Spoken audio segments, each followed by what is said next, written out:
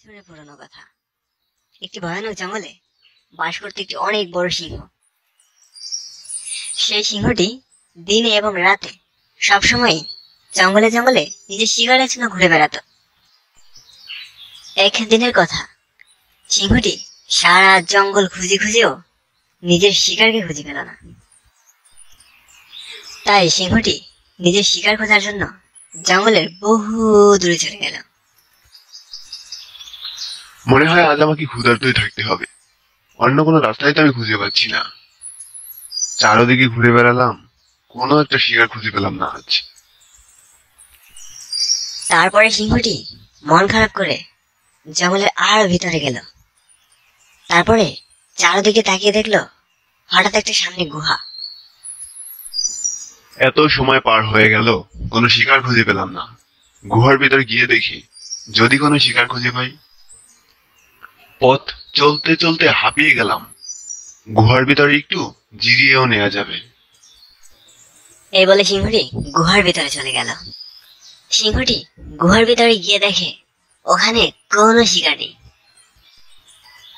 তারপরেও মনে মনে ভাবতে থাকে, মনে হয় আজ আমি কোনো শিকার খুঁজে পাবো না, আর আমাকে আজ ক্ষুধার্তই থাকতে হবে।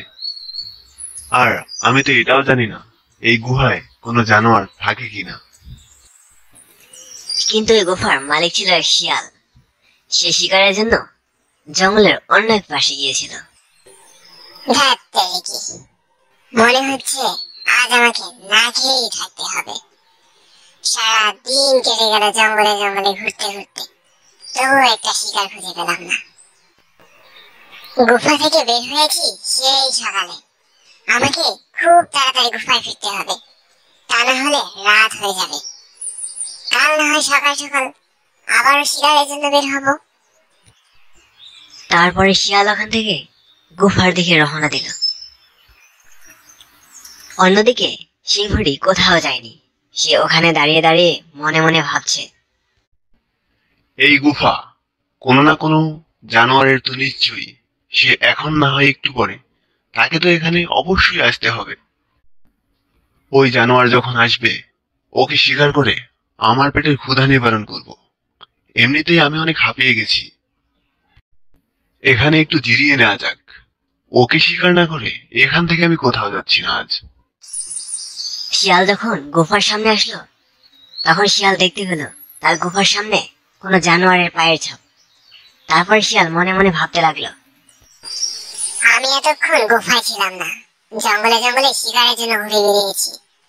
নিশ্চয়ই আমার গুফায় কোনো না কোনো জানোয়ার এসে ঘাঁটি বেঁধেছে।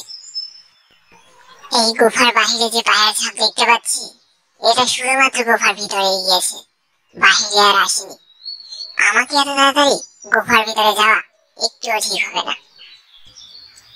শিয়াল পায়ের ছাপ দেখে সন্দেহ করে নিল। মনে হচ্ছে গুফার মালিক বাইরে চলে এসেছে। এবার আর আমার শিকার কে আটকায়? আরে বাহ, এবার অনেক মজা হবে। অনেক দিনের ক্ষুধা মিটবে আজ। অন্যদিকে শিয়ালও কম চালাক নয়। গুফার ভিতরে কোনো জানোয়ার আছে কিনা এটা জানার জন্য গুফার সামনে বলতে লাগলো, হে আমার গুফা, তোমার আজ তো মন খারাপ কেন? আগে তো এমনটা কখনোই হয়নি। আমি গুফার সামনে আসলে তুমি তো এভাবে কখনোই চুপচাপ থাকতে না। আজ তোমার কি হয়েছে বলো? সিংহ ভিতরে বসে ভাবতে লাগলো, আমি হয়তো গুফার ভিতরে এসেছি, এই জন্য গুফা ভয় পেয়ে গুফার মালিকের সাথে কথা বলছে না। তাই সিংহ গুফায় সেজে গুফার মালিককে উত্তর দিল, না, আমার মন খারাপ নয়। তুমি অনেকক্ষণ যাবৎ গুফার ভিতরে ছিলে না তো, তাই আমার কিছু ভালো লাগছিল না। আমার সন্দেহই সঠিক হলো। গুফার ভিতরে সিংহ আছে। আমাকে এখানে থাকা এক মুহূর্তের জন্য ঠিক হবে না। আমাকে খুব দ্রুত এখান থেকে পালিয়ে যেতে হবে, তা না হলে আমি সিংহের শিকার হয়ে যাব। এই বলে শিয়ালটি ওখান থেকে খুব দ্রুত পালিয়ে গেল এবং সিংহটি শিয়ালের জন্য অপেক্ষা করতে করতে ওখানেই ঘুমিয়ে পড়ল।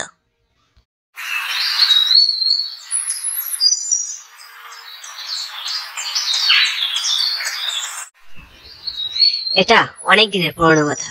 জঙ্গলে বাস করতো শামশের নামের এক সিংহ। ওর একটা বন্ধু ছিল, তার নাম ছিল বাঘিরা। এই জঙ্গলে এমন কোনো প্রাণী আছে যে আমাকে দেখলে ভয় পায় না? আরে শামশের, তোমার তো জঙ্গলের বড় বড় প্রাণী দেখলে এমনিতেই হাঁটু কাঁপতে শুরু করে।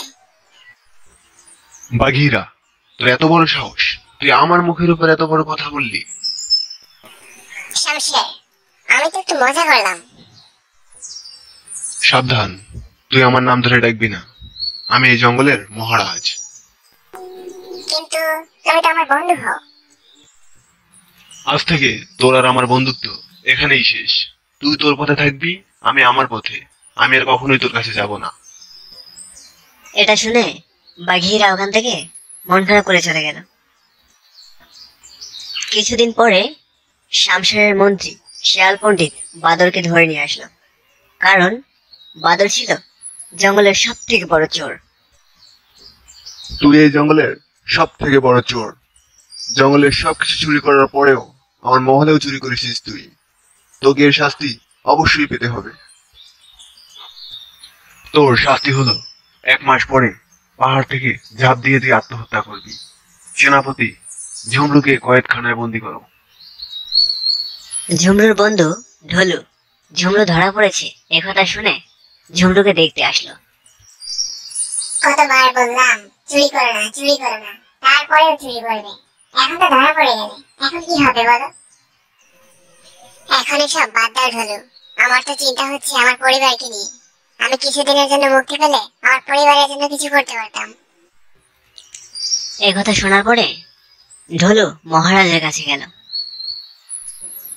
মহারাজ, আমি ঝুমরুর বন্ধু, আমার কিছু কথা বলার ছিল। হ্যাঁ ডলু, কি বলবে তুমি, বলো। মহারাজ, আমি চাইছি ঝুমরুকে কিছুদিনের জন্য মুক্ত করে দিন। ও ওর পরিবারের সাথে দেখা করে আবার ফিরে আসবে। ঝুমরু এক বুদ্ধিমান চোর, ওর জন্য আমার কোনো দয়া মায়া নেই। কিন্তু মহারাজ, আপনি ওর পরিবারের ব্যাপারে একটু ভাবুন। ওর পরিবার এসব বিষয়ে কিছুই জানে না। ঢোলু, আমি তোমার কোনো সাহায্য করতে পারবো না। ঝুমরু যদি পরিবারের কথা বলে এখান থেকে পালিয়ে যায়, তবে আমি ঝুমরুর শাস্তি কাকে দিব? ঠিক আছে মহারাজ, আপনি ঝুমরুকে ছেড়ে দিন। ঝুমরু যতদিনে ফিরে না আসবে, আমি ঝুমরুর জায়গায় কয়েকখানায় বন্দী থাকবো। কিন্তু ঝুমরু যদি কখনোই ফিরে না আসে, তবে ঝুমরুর মৃত্যুর সাজা কি তুমি নিবে? হ্যাঁ মহারাজ, আমি এর জন্য প্রস্তুত আছি। ঢোলু, তুমি কোনো চিন্তা করো না, আমি ঠিক সময় মতো চলে আসবো। ঝুমরু, আমাকে নিয়ে চিন্তা করতে হবে না, তুমি তোমার পরিবারের কাছে যাও। ঝুমরু ঢোলুকে কারাগারে রেখে পরিবারের কাছে গেল। 1 মাস হয়ে গেল, ঝুমরুর কোনো খবর নেই। অন্যদিকে শামশের এসে হাজির হলো। কি বলেছিলাম আমি ঢোলু? ঝুমরু আর কখনোই ফিরে আসবে না। ও তোমায় ধোকা দিয়েছে। মৃত্যুর জন্য প্রস্তুত হও। চলো এখন পাহাড়ের উদ্দেশ্যে। ঢোলু, এখান থেকে লাফ দিয়ে আত্মহত্যা করো তুমি এখন। অন্যদিকে ঝুমরু চোর চলে এসেছে। দাঁড়াও ঢোলু, তোমাকে লাভ দেওয়ার কোনো প্রয়োজন নেই, আমি চলে এসেছি। আরে ঝুমরু, তুমি আবার আসতে গেলে কেন? ঢোলু, এটা কি বলছো তুমি? আমি আমার বন্ধুকে বিপদে রেখে যাব? এমন খারাপ আমি নই। ঝুমরু এবং ঢোলুর বন্ধুত্ব দেখে শামশের ভাবতে লাগলো ওর বন্ধু বাগিরার সাথে অনেক বড় অন্যায় করেছে। ঝুমরু, আমি তোমায় এবারের মতো মাফ করে দিলাম, কিন্তু তোমায় কথা দিতে হবে তুমি আর কখনোই চুরি করবে না।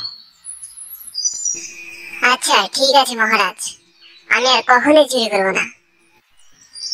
তারপরে শামশের নিজের ভুল বুঝতে পেরে বাগিরার কাছে গেল। বাঘিরা, কেমন আছিস তুই? হ্যাঁ মহারাজ, আমি ভালো আছি। মহারাজ নয়, শামশের বলে ডাকবি। তুই আমার বন্ধু, আমি আমার সব ভুল স্বীকার করে নিলাম। তুই আমায় মাফ করে দে।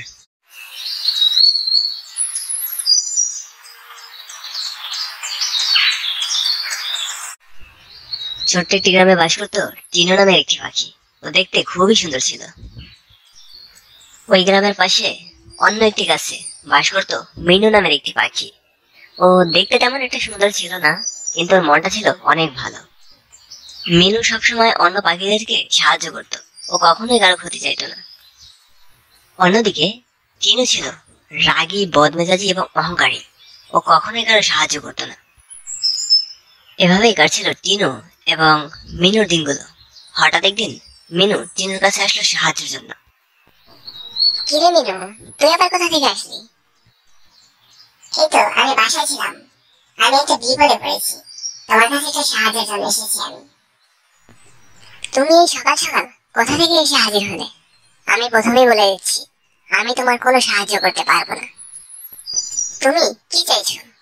আমি কষ্ট করতে করতে তোমার মতো হয়ে যাই? এটা কখনোই সম্ভব না।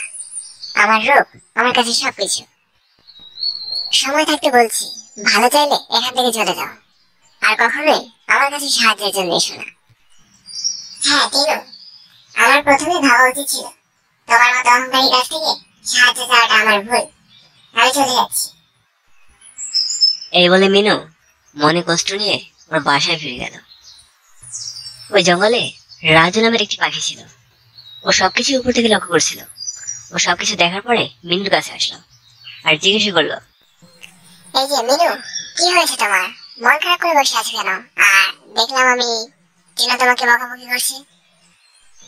রাজু, আমি মিনুর কাছে গিয়েছিলাম সাহায্যের জন্য, কিন্তু ও আমাকে বললো ও যদি আমাকে সাহায্য করে তবে নাকি ও আমার মতো হয়ে যাবে। মিনু, তুমি তো ভালো করেই জানো টিনা অনেক অহংকারী। তুমি সাহায্যের জন্য ওর কাছে কেন গিয়েছিলে? তুমি আমার কাছে আসতে। মিনু আর রাজু যখন কথা বলছিল, হঠাৎ টিনু এসে হাজির হলো। আরে রাজু, কেমন আছো তুমি? অনেক দিন পরে তোমাকে দেখলাম। আর তুমি এখানে কি করছো? এই তো একটু মিনুর কাছে আসলাম। কেন? মিনুর কাছে কি কাজ তোমার? তোমার সাথে আমার কিছু কথা আছে। হ্যাঁ টিনু, কি বলবে বলো। দেখো রাজু, এই জঙ্গলে সবথেকে সুন্দরী আমি। আমি চাইছি যে তুমি আমাকে বিয়ে করো। তোমার আর আমার জুটি খুব সুন্দর মানাবে। দেখো টিনু, আমি তোমাকে কখনোই বিয়ে করতে পারবো না, কারণ আমি মিনুকে ভালোবাসি আর আমি মিনুকে বিয়ে করব। রাজু, তুমি যেটা বলছো ভেবে বলছো তো? তুমি মিনুকে একবার দেখো আর আমাকে দেখো, আমি দেখতে কতটা সুন্দর। তবুও তুমি মিনুকে কেন বিয়ে করবে? কারণ মিনু হলো ভদ্র এবং শান্ত স্বভাবের, আর তুমি রাগী, বদমেজাজি, অহংকারী। তাই আমি তোমাকে কখনোই বিয়ে করতে পারবো না। রাজুর মুখে এই কথাগুলো শুনে টিনু ওখান থেকে রেগে চলে গেল। ইকবাল ভাই, তোমাকে এই অন্যায়ের বিচার করতে হবে। কেন রে টিনু, তোর সাথে আবার কি হলো? কে তোর সাথে অন্যায় করেছে বল আমায়। মিনু আমার সাথে ছলনা করে আমার কাছ থেকে রাজুকে কেড়ে নিয়েছে। আচ্ছা, তুই এখন যা, মিনুকে আমি দেখে নিচ্ছি। ঈগল পাখি প্রচন্ড রাগান্বিত হয়ে মিনুকে খুঁজতে বের হলো এবং অবশেষে মিনুকে খুঁজে পেল। মিনু, তুমি টিনুর সাথে কেন ছলনা করেছো? আজ তো তোমাকে আমার হাত থেকে কেউই বাঁচাতে পারবে না। ইকবাল ভাই, মিনুকে মেরো না, ও কোনো অন্যায় করেনি। মিনুকে আমি অনেক ভালোবাসি, তুমি ওকে ছেড়ে দাও, ওকে মেরো না। হায় হায়, এ কি করছিলাম আমি? তার মানে টিনু আমায় মিথ্যা কথা বলেছে। এর শাস্তি তোকে পেতেই হবে। তুই আমাকে রাজু এবং মিনু ভালোবাসা নিয়ে মিথ্যা কথা বলেছিস, এর শাস্তি তোকে পেতেই হবে।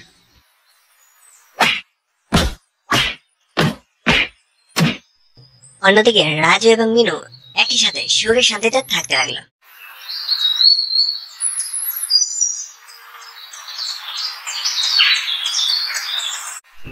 ছোট্ট একটা গ্রামে বাস করতো টুনি এবং টুনির ছেলে। বেশ সুখের দিনকাল কাটছিল তাদের। টুনির ছেলে এখন বেশ অনেকটাই বড় হয়ে গেছে।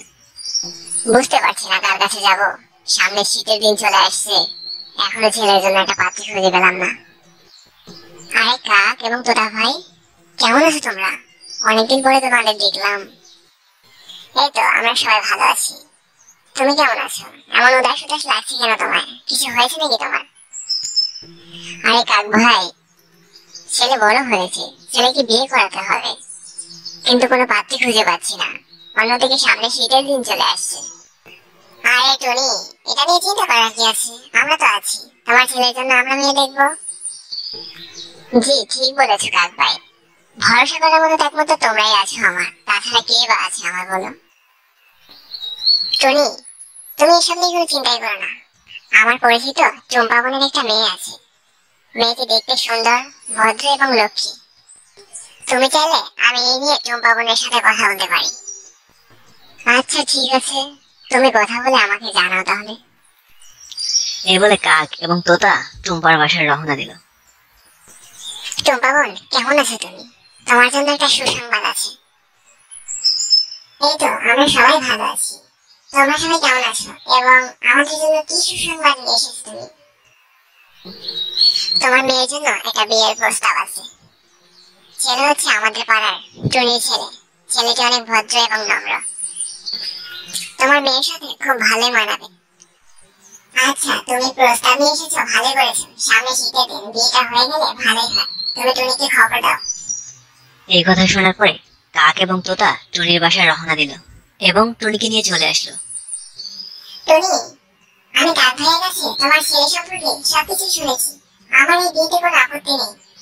তুমি বিয়ের ব্যবস্থা করো। আচ্ছা ঠিক আছে, তুমি যখন রাজি, তাহলে আগামী শুক্রবারে ওদের বিয়ে। আমি সবাইকে দাওয়াত দিতে গেলাম।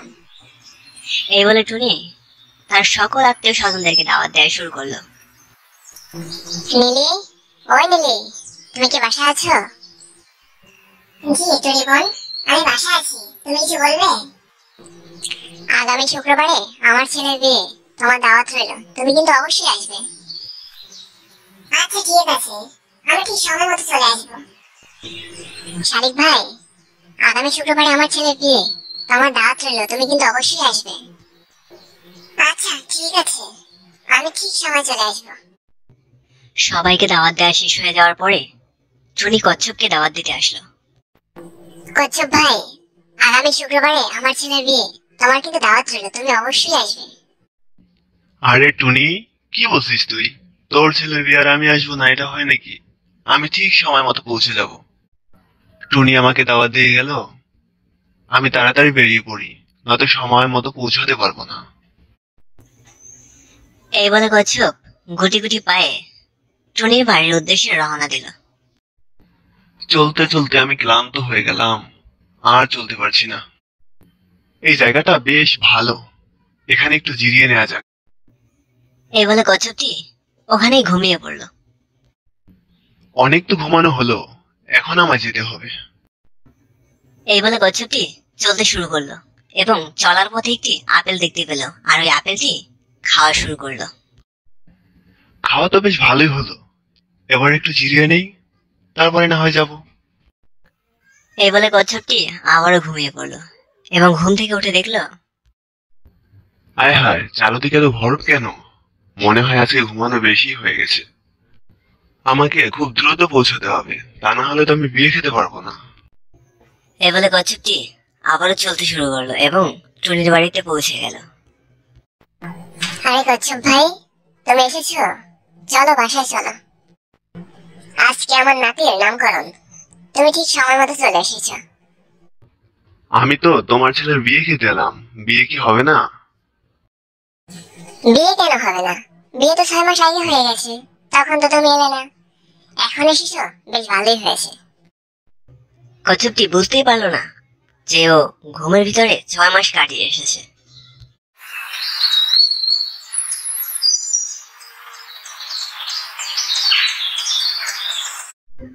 এখন চলছে গ্রীষ্মকাল, চারিদিকে প্রচন্ড গরম।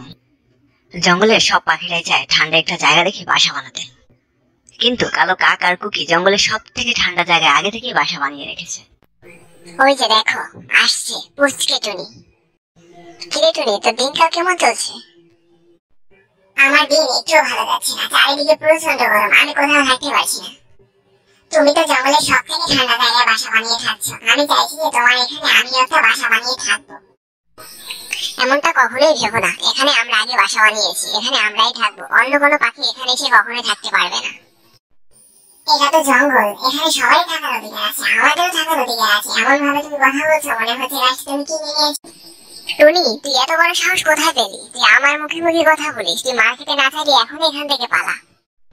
টুনির বোন চিড়িয়া তখন উপর থেকে উড়ে যাচ্ছিল, হঠাৎ দেখতে পেল কোকি টনিকে বকছে। এটা দেখার পরে চিড়িয়া টনির কাছে আসলো। কিরে টুনি, তোর কি হয়েছে? তুই কান্না করছিস কেন? আমাকে বল। আপু, কোকি আমাকে বকেছে। আমি এই গাছে বাসা বানাতে চেয়েছিলাম, আমাকে বাসা বানাতে দিবি না, উল্টো আমাকে বকেছে এবং মারতে চেয়েছে। কোকি, তুমি টুনির সাথে যা ঠিক করলে না। টুনি, তুই আমার সাথে চল, নদীর পাশে শালিক আমাদের জন্য অপেক্ষা করছে। এই বলে টনি আর চিড়িয়া শালিক পাখির কাছে রওনা দিল। কালো কাক কোকির ব্যবহারের প্রতিবাদ করতে চেয়েছিল, কিন্তু কালো কাক কোকিকে ভয় পায়, তাই বলে কোকির কোনো ব্যবহারের প্রতিবাদ করতে পারলো না। কিরে টুনি, তোরা তো এসেছিস, কতক্ষণ হয়ে গেল, কোনো কথা বলছিস না? তোদের কি মন খারাপ? শালিক ভাই, কোকি টুনিকে বকেছে এবং মারবে বলে হুমকি দিয়েছে। টুনি, কোকি তোকে কেন বকেছে আমাকে বল। এখন তো গ্রীষ্মকাল, অনেক গরম, কোথাও বাসা বানানোর জায়গা নেই। আমি গিয়েছিলাম কোকির ওইখানে বাসা বানানোর জন্য, এই জন্যই কোকি আমাকে বকেছে। জঙ্গলের সব পাখিরা কোথায় গেল? আজ তো কাউকে দেখতে পেলাম না। কিভাবে দেখবে? তুমি তো সবার সাথে ঝগড়া করো, তাই হয়তো বা তোমার কাছে কেউ আসছে না। চুপ করো পোড়ামুখ, চলো দেখে আসি জঙ্গলে সবাই কোথায় আছে। এদিকে আমার বাসাও ভেঙে গেছে, কোথায় থাকবো কি করবো কিছুই বুঝতে পারছি না। তোদের এসব নিয়ে কোনো চিন্তা করতে হবে না, আমরা এখন আর কোনো বাসা বানাবো না। কি বলছো শালিক ভাই? তাহলে আমরা থাকবো কোথায়? আমার একটা বন্ধু আছে, ও বরফের পাহাড়ে থাকে। যতদিন গরম থাকবে আমরা ততদিন ওখানেই থাকবো। শালিক, আমার অনেক দিনের স্বপ্ন আমি বরফের পাহাড়ে থাকবো, আমাকেও তোমাদের সাথে নিয়ে চলো। না শালিক ভাই, ও যদি তোমাদের সাথে যায় তাহলে আমি আর যাবো না, এখানে থেকে নিজেকে গরমে তিলে তিলে শেষ করে দেবো আমি। আমাদের হাতে বেশি একটা সময় নেই, সকাল সকাল আমাদের খুব দ্রুত ওখানে পৌঁছাতে হবে, নয়তো দুপুর গড়িয়ে গেলে এত দূরের পথ আমরা এই গরমে কিছুতেই পাড়ি দিতে পারবো না। এই বলে তিন বন্ধু খুব সকাল সকাল কাক এবং কোকিকে রেখে বরফের পাহাড়ের উদ্দেশ্যে রওনা দিল। এখন আমি কি করব? তুমি আমাকে যেভাবেই হোক বরফের পাহাড়ে নিয়ে চলো। এ আর এমন কঠিন কি কাজ? চলো আমরা ওদের পিছু পিছু চলে যাই। আমি ভালো করে জানতাম আমার সোনা কাক আমার জন্য কিছু না কিছু একটা উপায় বের করবেই। এই বলে কাক এবং কোকি ওদের পিছু নিয়ে শুরু করলো। আরে শালিক বন্ধু, কেমন আছিস তুই? কতদিন পরে তোরকে দেখলাম আমি। তোর সাথে এরা কারা? এরা আমার বন্ধু টনি এবং চিড়িয়া। তোর কাছে একটা বিপদে পড়ে এসেছি আমরা। তোর বন্ধু মানে আমারও বন্ধু। কি হয়েছে আমাকে বল। আমাদের ওখানে এখন প্রচন্ড গরম। ওরা গেছিল কোকির বাসার ওখানে বাসা বানাতে, কিন্তু কোকি ওকে বকেছে এবং ধমকেছে মারার জন্য, এই জন্য আমরা তোদের এখানে থাকতে এসেছি। দেখো ওরা কি সুন্দর গল্প করছে আর আমরা এখানে ঠান্ডার ভিতরে একা একা বসে আছি। তোমার কি কোনো বন্ধু নেই? সারা জীবন তো সবার সাথে ঝগড়াই করে গেলে, বন্ধুত্ব করার সুযোগ দিলে কোথায়? তোরা আমার বন্ধু, তোদের যতদিন খুশি ততদিন থাকবি, এটা নিয়ে আবার বলতে হয় নাকি? ওই যে দেখ বৃষ্টি নেমেছে, ভেতরে চল গল্প করি। টুনি তার বন্ধুদের সাথে ঘরে বসে গল্প করছে, অন্যদিকে কাক বৃষ্টিতে ভিজে ভিজে বলতে লাগলো। এভাবে বৃষ্টিতে আমরা বাঁচতে পারবো না, চলো ওদের কাছে যাই আমরা। টুনি, শালিক, আমাদের ক্ষমা করে দে, আমরা আর বনের কোনো পাখির সাথে এভাবে অন্যায় করবো না। তোরা যদি এখন আমাদের ক্ষমা না করিস তাহলে আমরা এভাবেই বৃষ্টি বৃষ্টি মারা যাবো। এই কথা শুনে টুনির মনে মায়া লাগলো এবং ওদেরকে ক্ষমা করে দিল আর সবাই একই সাথে থাকতে লাগলো।